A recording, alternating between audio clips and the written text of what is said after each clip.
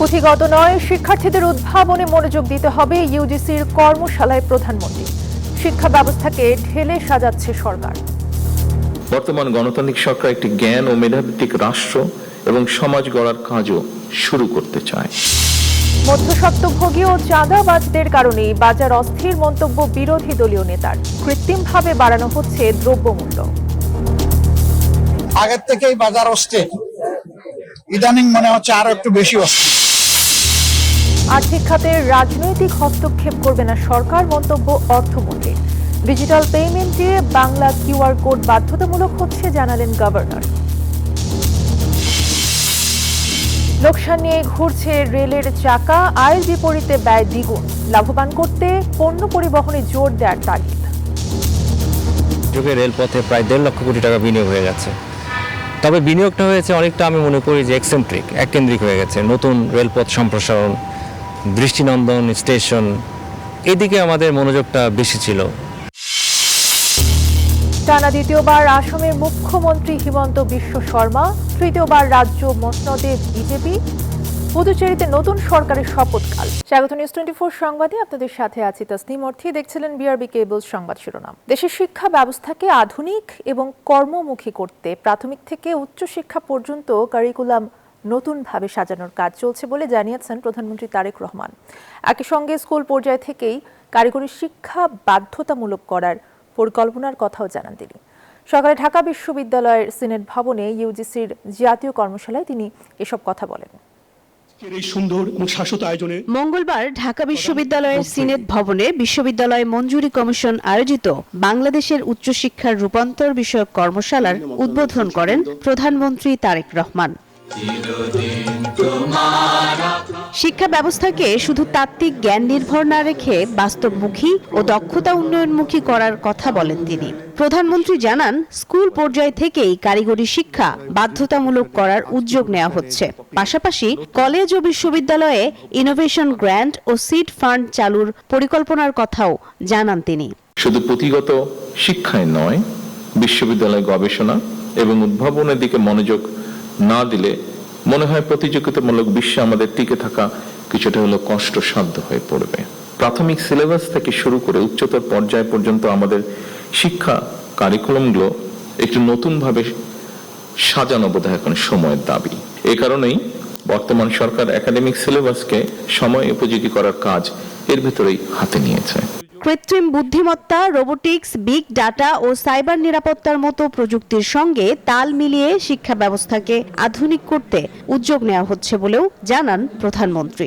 উচ্চশিক্ষা ব্যবস্থাকে সময় উপযোগী করতে বর্তমান সরকার অ্যাপ্রেন্টিসশিপ, ইন্টার্নশিপ এবং ইন্ডাস্ট্রি একাডেমি এটার সহযোগিতা বাড়ানোর জন্য চেষ্টা বা উদ্যোগ গ্রহণ করছে।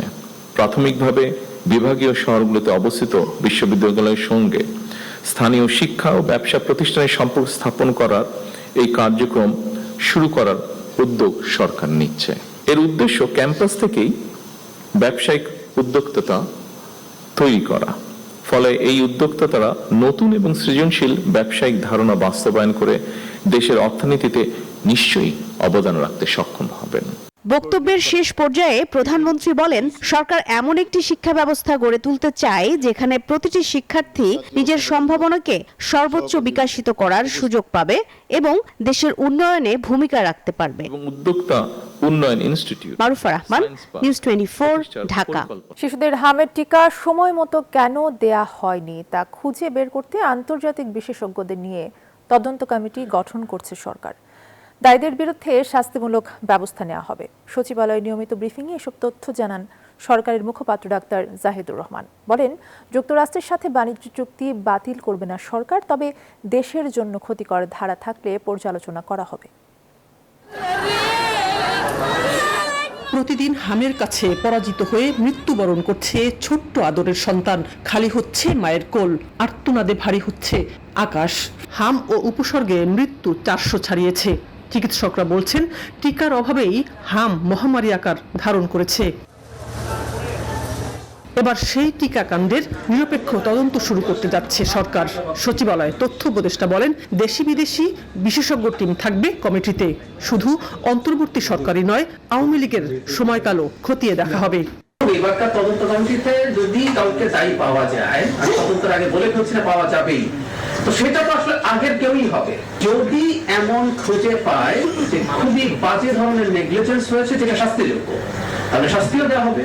প্রশ্নের জবাবে বলেন, যুক্তরাষ্ট্রের সাথে বাণিজ্য চুক্তি নিয়ে যেসব আলোচনা সমালোচনা হচ্ছে তা আমলে নিয়ে এসেছে সরকার। চুক্তিতে 60 দিনের মধ্যে বাতিলের সুযোগ থাকলেও সে পথে না গিয়ে অসামঞ্জস্যতা পর্যালোচনা করা হবে।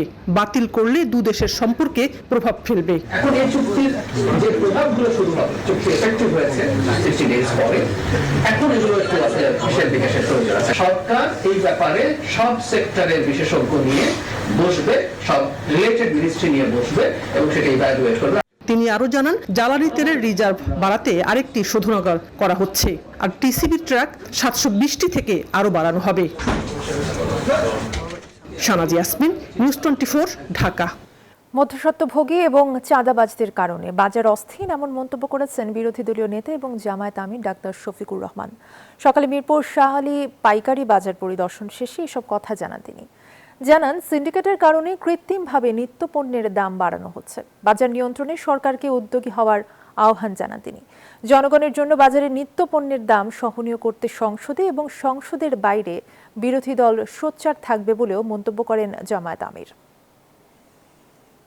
বাজার অস্থির, ইদানিং মনে হচ্ছে আরো একটু বেশি অস্থির। কেন অস্থির? মাঝখানে জ্বালানি সমস্যা ছিল, তার সাথে চাঁদার যন্ত্রণা ছিল, এই দুইটা মিলেই বাজার অস্থির হয়। আর্থিক খাতে সরকার কোনো রাজনৈতিক হস্তক্ষেপ চায় না বলে জানিয়েছেন অর্থ পরিকল্পনা মন্ত্রী আমির খসরু মাহমুদ চৌধুরী। সকালে রাজধানীর রেডিসন ব্লু ওয়াটার গার্ডেনে বাংলাদেশ স্টার্ট আপ ইনভেস্টমেন্ট কোম্পানির ফান্ড উদ্বোধনী অনুষ্ঠানে এই কথা বলেন তিনি। বলেন, রাজনৈতিক নিয়োগ সরকারের বিপক্ষেই কাজ করে, তাই সরকার এরকম কোনো হস্তক্ষেপ করবে না। একই অনুষ্ঠানে গভর্নর মোস্তাকুর রহমান বলেন, 30 জুনের পর থেকে ডিজিটাল পেমেন্টে বাংলা কিউআর কোড ব্যবহার বাধ্যতামূলক করা হচ্ছে। বাংলা কিউআর কোড ছাড়া কোনো ডিজিটাল পেমেন্ট করা যাবে না। অর্থনৈতিক সেক্টরে, ফিনান্সিয়াল সেক্টর সহ রিলেটেড ইকোনমিক সেক্টরে আমরা কোনো ধরনের রাজনৈতিক ইন্টারফারেন্সে যাব না, কোনো ধরনের রাজনৈতিক অ্যাপয়েন্টমেন্ট হবে না। I can assure you this is not a political statement. তারা নিশ্চয়ই স্বাধীনভাবে আপনাদের প্রজেক্ট সিলেক্ট করবেন, কিন্তু আমাদের অনুরোধ থাকবে যে সেই প্রজেক্টগুলোর যেন রুরাল ইকোনমিতে কোনো না কোনোভাবে ইম্প্যাক্ট থাকে। আমাদের রুরাল ইকোনমিকে ডেভেলপ করাটা খুব জরুরি এই মুহূর্তে, সে ব্যাপারে সহযোগিতা করবেন। রেল পরিচালনায় কি ভুল নীতিতে চলছে বাংলাদেশ? পণ্য পরিবহনে কি কম গুরুত্ব পাচ্ছে রেলপথ? তথ্য বলছে, দেশের 96% পণ্য পরিবহন হয় সড়ক পথে, রেলপথে হয় মাত্র 3%। প্রতিবেশী দেশ ভারত, পাকিস্তান সহ বিশ্বের উন্নত দেশগুলো যেখানে রেলের পণ্য পরিবহনকে লাভজনক খাতে পরিণত করেছে, সেখানে বাংলাদেশের রেলের প্রতি 100 টাকা আয়ের বিপরীতে ব্যয় হচ্ছে 209 টাকা। বিশেষজ্ঞরা বলছেন, পণ্য পরিবহনে রেলপথকে অধিক কার্যকর করা হলে একদিকে রাজস্ব বাড়বে, অন্যদিকে ভোগান্তি কমবে সড়ক পথে। রেল নিয়ে রিশাদ হাসানের 4 পর্বের ধারাবাহিকের প্রথম পর্ব, ছবি তুলেছেন আসাদুজ্জামান কানন। যাত্রী সেবার পাশাপাশি পণ্য পরিবহনও বাড়তি গুরুত্ব বহন করে রেলপথে। কিন্তু 164 বছরের পুরনো বাংলাদেশের রেল সেবা, যার মধ্যে অন্যতম সেবা রেলপথে পণ্য পরিবহন। তবে 100 বছর পেরোনোর সাথে সাথে রেল যেন হারিয়েছে তার পণ্য পরিবহনের পুরনো জৌলুস। 2024-25 অর্থ বছরে এই খাতে বাংলাদেশের আয় ব্যয়ের হিসেব বলছে, প্রতি 100 টাকা আয়ের বিপরীতে ব্যয় হচ্ছে 209 টাকা। অথচ পার্শ্ববর্তী দেশ ভারত প্রতি 100 টাকা আয়ের বিপরীতে খরচ করছে 98.32 টাকা। এছাড়াও পাকিস্তান প্রতি 100 টাকা আয়ের বিপরীতে ব্যয় করছে মাত্র 98 টাকা। রেলে পণ্য পরিবহনের দৌড়ে বহুদূর এগিয়ে আছে চায়না, যুক্তরাজ্য, যুক্তরাষ্ট্র সহ বিশ্বের উন্নত দেশগুলো। শুধু তাই নয়, রেল কর্তৃপক্ষ বলছে, প্রতিদিন পণ্য পরিবহনের জন্য অন্তত 5টি লোকোমোটিভ প্রয়োজন হলেও গড়ে পাওয়া যায় মাত্র 2টি। এরই মধ্যে বন্ধ হয়েছে খাদ্যবাহী ট্রেন। তেল পরিবহনের জন্য লোকোমোটিভ মিলছে না নিয়মিতভাবে, ফলে প্রতিদিন বাতিল করতে হচ্ছে অন্তত 3টি ট্রিপ। লোকোমোটিভের সমস্যা, ইঞ্জিনের সমস্যা, যার কারণে আমরা ট্রেন চালাতে পারি না। সড়কপথে আধুনিক কুরিয়ার সার্ভিস, হোম ডেলিভারি সুবিধা সহ নানা সুযোগ থাকলেও তা ব্যয়বহুল। তবু সড়ক ও জনপথের সমীক্ষা বলছে সড়কপথে পণ্য পরিবহন হয় 96%, রেলপথে মাত্র 3% আর নৌপথে পরিবহন হয় মাত্র 1%। লোকোমোটিভ সংকট সহ 5টি বিষয়ে সমন্বিত পদক্ষেপ নিলে বদলে যেতে পারে এই চিত্র, বলছেন রেলের অতিরিক্ত মহাপরিচালক। এটা 15 থেকে 20-এর কাছাকাছি নেওয়া সম্ভব হবে। তাদেরকে সঠিক সময়ে সরবরাহ নিশ্চিত করতে হবে। সেই ক্ষেত্রে তারা আস্থাশীল যখন হবে, সেই ক্ষেত্রে কিন্তু আবার রেলওয়েতে তারা কিন্তু মালামাল ক্যারি করবে বলে আমরা আশাবাদী। রেল সেবায় এরই মধ্যে বিনিয়োগ হয়েছে অনেক, তবে তা মূল পরিচালনাকে কেন্দ্র করে নয় বলে মনে করছেন এই যোগাযোগ বিশেষজ্ঞ। আমার ধারণা বিগত এক যুগে রেলপথে প্রায় 1.5 লক্ষ কোটি টাকা বিনিয়োগ হয়ে গেছে। তবে বিনিয়োগটা হয়েছে অনেকটা আমি মনে করি যে এক্সেন্ট্রিক, এককেন্দ্রিক হয়ে গেছে। নতুন রেলপথ সম্প্রসারণ, দৃষ্টিনন্দন স্টেশন, এদিকে আমাদের মনোযোগটা বেশি ছিল। যার দরুন যেটি হয়েছে যে আমার যে চ্যালেঞ্জগুলি যেটা ছিল আগের রেলপথগুলিতে, সেই জায়গায় অ্যাড্রেস না হতে নতুন নতুন এখানে চ্যালেঞ্জ চলে এসেছে।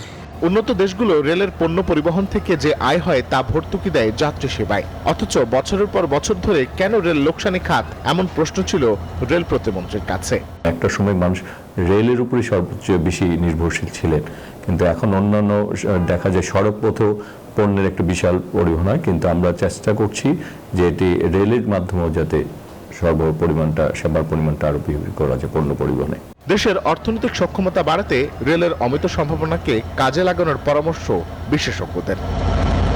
পার্শ্ববর্তী দেশ সহ উন্নত দেশগুলো রেলের পণ্য পরিবহনকে বানিয়েছে একটি লাভজনক খাত, যেখান থেকে তারা ভর্তুকি দিতে পারে যাত্রী পরিবহনে। সেখানে বছরের পর বছর বাংলাদেশের রেলের পণ্য পরিবহন লোকসানি খাতের এক অপর নাম। তবে কি উল্টো পথেই হাঁটছে বাংলাদেশ? রিশাদ হাসান, নিউজ 24, ঢাকা। শীর্ষ সন্ত্রাসী টিটন হত্যাকারীরা ডিবি পুলিশের ছকের মধ্যে রয়েছে, যে কোনো সময় গ্রেফতার করা হবে বলে জানিয়েছেন ডিএমপির অতিরিক্ত পুলিশ কমিশনার মোহাম্মদ শফিকুল ইসলাম। মঙ্গলবার সকালে ডিএমপির মিডিয়া সেন্টারে প্রেস ব্রিফিংয়ে এই কথা বলেন মহানগর ডিবির দায়িত্বে থাকা এই অতিরিক্ত কমিশনার। এ সময় তিনি বলেন, আইনশৃঙ্খলা বাহিনীর বিশেষ অভিযানে চলতি মাসের 11 দিনে চাঁদাবাজদের তালিকাভুক্ত 154 জন এবং 261 জন ছিনতাইকারী গ্রেফতার হয়েছে। এছাড়া যাত্রাবাড়ি থেকে পেশাদার 5 ডাকাত সদস্যকে গ্রেফতার করা হয়েছে বলেও জানান তিনি। মহানগরের নিরাপত্তা ধারাবাহিকভাবে বিশেষ অভিযান চালু রাখা হবে বলেও জানান অতিরিক্ত পুলিশ কমিশনার। ঈদুল আজহাকে সামনে রেখে যে বিকাশ নগদে প্রচুর পরিমাণ টাকা ট্রানজাকশন হবে, তারা প্রথমে পরিকল্পনা করেছিল যে এই টাকাগুলো বিকালবেলা যখন ক্যারি করবে যে কোনো একটা এজেন্টের কাছ থেকে এই টাকাগুলি তারা ছিনিয়ে নেবে। তাদের এক একজনের নামে 5-6টা করে মামলা আছে এবং তাদের আর একটা মডাস অপারেন্ডি আছে। তারা এক এক জায়গায় একক নামে তারা নিজেদেরকে পরিচয় দিচ্ছে, যাতে তাদের বিরুদ্ধে যে মামলা, এই মামলাগুলো যেন সঠিক পরিসংখ্যান বা সঠিক তথ্য পুলিশের কাছে না থাকে। পদোন্নতির দাবিতে টানা আন্দোলনে অচলাবস্থার সৃষ্টি হয়েছে বরিশাল বিশ্ববিদ্যালয়। কমপ্লিট শাটডাউন কর্মসূচির পাশাপাশি উপাচার্যকে ক্যাম্পাসে অবাঞ্ছিত ঘোষণা করেছেন শিক্ষকেরা। একই সঙ্গে দাবি আদায় না হলে ডিন, বিভাগীয় চেয়ারম্যান সহ দায়িত্বশীলদের গণপদত্যাগের হুঁশিয়ারিও দেওয়া হয়েছে। অন্যদিকে আন্দোলনরত শিক্ষকদের ওপর হামলার ঘটনায় অনির্দিষ্টকালের জন্য বন্ধ ঘোষণা করা হয়েছে পটুয়াখালী বিজ্ঞান ও প্রযুক্তি বিশ্ববিদ্যালয়। পদোন্নতি সংক্রান্ত জটিলতা নিরসনের দাবিতে টানা আন্দোলন চালিয়ে যাচ্ছেন বরিশাল বিশ্ববিদ্যালয়ের শিক্ষকরা। সোমবার থেকে সব ধরনের ক্লাস ও পরীক্ষা বন্ধ রেখে কমপ্লিট শাটডাউন কর্মসূচি পালন করছেন তারা। আন্দোলনের অংশ হিসেবে রেজিস্ট্রার কার্যালয় সহ প্রশাসনিক বিভিন্ন দপ্তরেও তালা ঝুলিয়ে দেওয়া হয়েছে। আন্দোলনরত শিক্ষকদের অভিযোগ, চলমান সংকট নিরসনে কার্যকর উদ্যোগ না নিয়ে কোনো এজেন্ডা ছাড়াই সিন্ডিকেট সভার আয়োজন করা হয়। এতে বিশ্ববিদ্যালয়ের সংকট আরো গভীর হয়েছে বলে দাবি আন্দোলনরত শিক্ষকদের। আমরা বলেছি বিশ্ববিদ্যালয়ে পদোন্নতি সংক্রান্ত অনেকগুলি সংকট রয়েছে, কিছু নীতিমালা নিয়ে এখানে দ্বিধাদ্বন্দ্ব তৈরি হচ্ছে। সেই জায়গাগুলো, সেই সংকটগুলো দূর করতে হবে। স্যাররা যে আন্দোলন করতেছে এটা দ্রুতই সমাধান হোক, সুষ্ঠু একটা সমাধান হোক এবং আমরা ক্লাসে ফিরত আসি, এটাই আমাদের চাওয়া। আমাদের বিশ্ববিদ্যালয়ে মোটামুটি সবসময় দেখা যায় প্রতি বছর একটা দুটো আন্দোলন হয়, তো বর্তমানে এটার কারণে আমাদের ক্লাস পরীক্ষা কোনো কিছু হচ্ছে না। দাবি পূরণ না হলে গণপদত্যাগের ঘোষণাও দিয়েছেন আন্দোলনকারীরা। একই সঙ্গে উপাচার্যকে ক্যাম্পাসে অবাঞ্ছিত ঘোষণা করা হয়। এদিকে পটুয়াখালী বিজ্ঞান ও প্রযুক্তি বিশ্ববিদ্যালয়ে শিক্ষক ও কর্মকর্তাদের উপর হামলার ঘটনায় অনির্দিষ্টকালের জন্য বন্ধ ঘোষণা করা হয়েছে বিশ্ববিদ্যালয়ে। হামলার ঘটনায় থমথমে অবস্থা বিরাজ করছে। সোমবার উপাচার্য অপসারণের দাবিতে চলমান অবস্থান কর্মসূচিতে শিক্ষক ও কর্মকর্তাদের উপর হামলার ঘটনা ঘটে। Desk report, news 24। রাতের আধারে ভরাট হয়ে গেছে শতবর্ষী পুকুর। কুমিল্লার লাকসাম পৌর শহরের পশ্চিমগাঁও জোরপুকুর এলাকায় এই ঘটনা ঘটেছে। এলাকাবাসীর অভিযোগ, প্রভাবশালী চক্র গভীর রাতে ট্রাকে বালু এনে পুকুরটির একাংশ ভরাট করে ফেলেছে। জড়িতদের বিরুদ্ধে ব্যবস্থা নেওয়ার আশ্বাস দিয়েছে উপজেলা প্রশাসন। মহিউদ্দিন মহির পাঠানো তথ্যচিত্রে ডেস্ক রিপোর্ট। একদিন আগেও এই জায়গাটিতে ছিল পুকুর, অথচ রাতের আধারে ভরাট হয়ে গেছে পুকুরের একাংশ। এই চিত্র কুমিল্লার লাকসাম পৌর শহরের পশ্চিমগাঁও জোরপুকুর এলাকার। স্থানীয়দের অভিযোগ, বৃহৎ এই পুকুরটি দীর্ঘদিন ধরে এলাকার ঐতিহ্যের অংশ হিসেবে পরিচিত। একটি প্রভাবশালী চক্র গভীর রাতে ট্রাকে বালু এনে শতবর্ষী পুকুরটির একাংশ ভরাট করে ফেলে। এইভাবে যদি আপনার পুকুর ভরাট করা হয় তাহলে তো আমরা জলাশয়ের জন্য আমরা অনেক বিপদে পড়ব এবং প্রাকৃতিক যে বিষয়গুলো সেগুলো থেকে আমরা বঞ্চিত থাকব। ভূমিদস্যুরা যারা জমি দখল বিভিন্ন জায়গায় দখলবাজি করতেছেন তারা কিন্তু মোটেই ভালো কাজ করতেছেন না। এটা দেশের জন্য হুমকি দাঁড়াচ্ছে এবং নিশ্চয়ই এটার সাথে কেউ না কেউ বড় হাত আছে। অভিযোগের প্রেক্ষিতে ভ্রাম্যমাণ আদালতের অভিযানে পুকুর ভরাটের সত্যতা পেয়েছে প্রশাসন। পরে জব্দকৃত বালু প্রকাশ্য নিলামে 2,74,000 টাকায় বিক্রি করা হয়। জলাধার রক্ষায় প্রশাসনকে কঠোর হওয়ার আহ্বান সচেতন নাগরিকের। একজন নাগরিক হিসাবে আমি প্রত্যাশা করি সাধারণ মানুষও এই অতি লাভের আশায় জলাধার ভরাট করবে না এবং রাষ্ট্রীয় আইন কানুন, রাষ্ট্রীয় নিয়ম শৃঙ্খলাগুলো মেনে চলবে বলে আমি প্রত্যাশা করছি। পরিবেশ বিরোধী কর্মকাণ্ডে জড়িত কাউকে ছাড় দেয়া হবে না বলে জানান উপজেলা নির্বাহী কর্মকর্তা। আমাদের মাননীয় সংসদ সদস্য মহোদয় নির্দেশনা দিয়েছেন, যদি কোনো পুকুর ভরাট হয় তাৎক্ষণিকভাবে আমরা আইনগত ব্যবস্থা নেওয়ার জন্য। পুরনো এই পুকুরটি দীর্ঘদিন ধরে এলাকার পানি নিষ্কাশন, জলাবদ্ধতা নিরসন ও পরিবেশের ভারসাম্য রক্ষায় গুরুত্বপূর্ণ ভূমিকা পালন করে আসছে। দ্রুত পুকুরটি পুনরুদ্ধার এবং জড়িতদের বিরুদ্ধে দৃষ্টান্তমূলক শাস্তির দাবি এলাকাবাসীর। Desk report, news 24। এবারে আন্তর্জাতিক প্রসঙ্গ। টানা দ্বিতীয়বারের মতো আসামের মুখ্যমন্ত্রী হিসেবে শপথ নিলেন হিমন্ত বিশ্ব শর্মা। মঙ্গলবার গুয়াহাটির খানাপাড়ায় ভেটেরিনারি কলেজ মাঠে এক জমকালো অনুষ্ঠানে রাজ্যপাল লক্ষণ প্রসাদ আচার্য তাকে শপথ বাক্য পাঠ করান। এ সময় উপস্থিত ছিলেন প্রধানমন্ত্রী নরেন্দ্র মোদী, স্বরাষ্ট্রমন্ত্রী অমিত শাহ, প্রতিরক্ষা মন্ত্রী রাজনাথ সিংহ সহ কেন্দ্রীয় নেতৃবৃন্দ। এর মধ্য দিয়ে আসামে প্রথমবারের মতো কোনো নেতা কংগ্রেসের সমর্থনের বাইরে টানা 2 মেয়াদে মুখ্যমন্ত্রীর দায়িত্ব গ্রহণের রেকর্ড গড়লেন। 126 সদস্যের আসাম বিধানসভায় 102টি আসন পেয়ে জাতীয় গণতান্ত্রিক জোট এনডিএ টানা তৃতীয়বারের মতো ক্ষমতায় ফিরেছে। এদিকে কাল পুদুচেরিতে অনুষ্ঠিত হবে নতুন সরকারের শপথ অনুষ্ঠান। অন্যদিকে কেরালায় জয়ী হয়ে মুখ্যমন্ত্রী কে হবেন তা এখনো চূড়ান্ত করতে পারেনি কংগ্রেস। পৌরসভায় নিয়োগ দুর্নীতি মামলায় গ্রেফতার হলেন ভারতের পশ্চিমবঙ্গের সাবেক মন্ত্রী এবং তৃণমূল নেতা সুজিত বসু। টানা 10.5 ঘন্টা জিজ্ঞাসাবাদের পর তদন্তে অসহযোগিতার অভিযোগে এনফোর্সমেন্ট ডিরেক্টরেট বা ইডি তাকে গ্রেফতার করে। ইডি সূত্রের খবর, সোমবার সকালে সল্টলেকের সিজিও কমপ্লেক্সে হাজিরা দেন সুজিত বসু। দীর্ঘ জেরায় বিভিন্ন প্রশ্নের উত্তর তিনি এড়িয়ে যান বলে অভিযোগ উঠেছে। দক্ষিণ দমদম পৌরসভার ভাইস চেয়ারম্যান থাকাকালীন এই দুর্নীতিতে জড়ানোর অভিযোগ ওঠে তার বিরুদ্ধে। যদিও সুজিতের দাবি, সিবিআইয়ের চার্জশিটে নাম ছিল না তার। আর এই ছিল নিউজ 24 সংবাদে। সাথে থাকার ধন্যবাদ সবাইকে।